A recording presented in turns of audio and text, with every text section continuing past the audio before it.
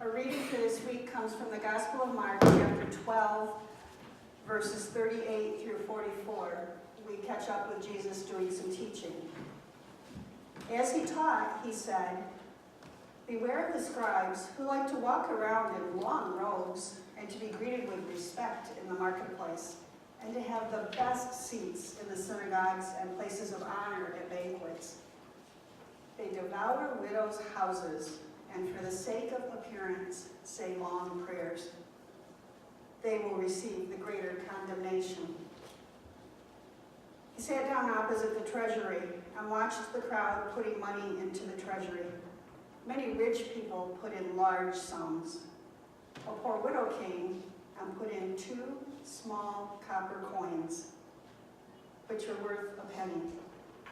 Then he called his disciples and said to them, "Truly I tell you, this poor widow has put in more than all those who are contributing to the treasury. For all of them have contributed out of their abundance, but she, out of her poverty, has put in everything she had, all she had to live on." This ends our reading. Please join me in prayer. May the words of my mouth and the meditations of our hearts be pleasing to you, O God, our rock and our Redeemer. Amen. So this is a reading that can either encourage us to step out in faith and put our lives and our resources where our hearts are, or it can let us off the hook as we point fingers and offer praise. If we read this in our move to honor the poor widow while we judge and shame the rich, we've missed the point. The point, I think, is to give. Give what you can. Do what you can. Be a blessing when you can. Help when you can. Speak up when you can. No religious organization or charitable organization is going to survive long without gifts from people who can afford to give. We need the rich people to help us with our budgets. We don't want to shame them for legitimately gained wealth, any more than we want to shame the widow for being poor. But we do want to encourage each of us, regardless of our assets and of our comfort zones, to do what we can. The widow didn't have much, but she gave anyway.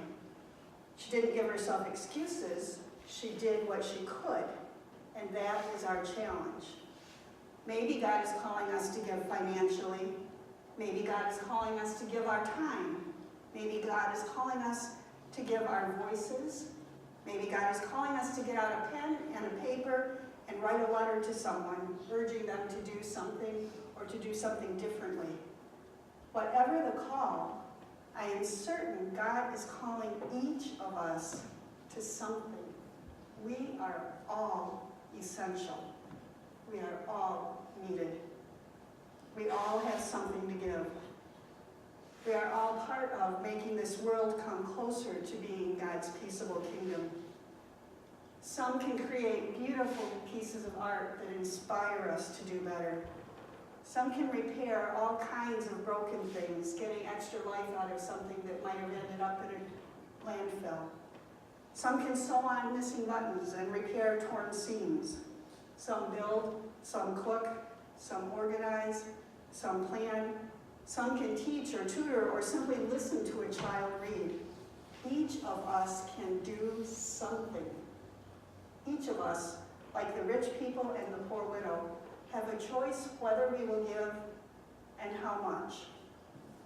Today, on Veterans Day and Armistice Day, we remember that our military have signed on to give and give and give, even if it means giving their lives. Right now, our country is involved in special operations in multiple countries. During 2017, special ops were active in 149 countries.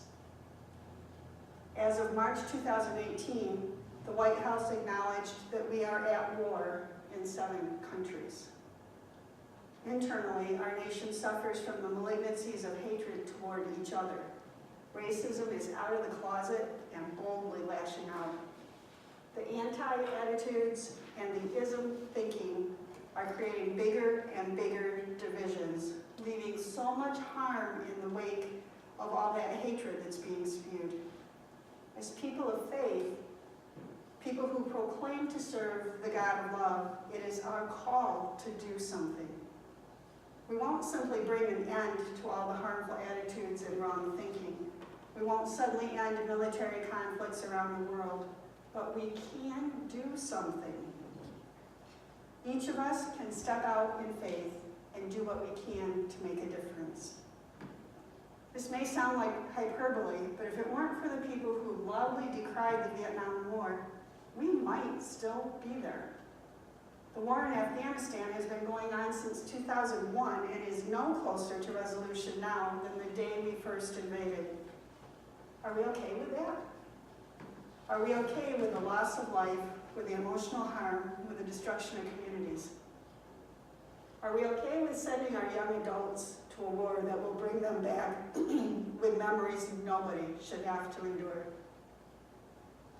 Armistice Day, the 11th hour of the 11th day of the 11th month, was supposed to be the end of the war to end all wars. Are we ready to make good on that promise? We aren't in positions, any of us, to be responsible for deploying our troops or ordering them home, but we have voices. Will we honor our armed forces by demanding an end to war for profit and an end to war for oil? At the same time as people were courageous enough to speak out against the war in Vietnam, people were speaking out against racism and putting their lives on the line to help bring equality for all people in this country. They marched, and they spoke, and they wrote, and they carried signs, and they stood, and they sat, all to call attention to the need for change. When Abraham Joshua Heschel marched arm in arm with Dr. Martin Luther King, he said, "We're praying with our feet." Once again, there is a need for people to pray with their feet. What will we do? Even if all we can do is a teeny tiny little thing, that tiny thing is important. Like the widow who gave 2 small coins, our tiny acts of healing and love can make a difference. It isn't up to any one of us to solve the problems of the world, but it is up to each of us to do what we can. May we live with the courage of God's love. May we be determined each day to do what we can. Amen.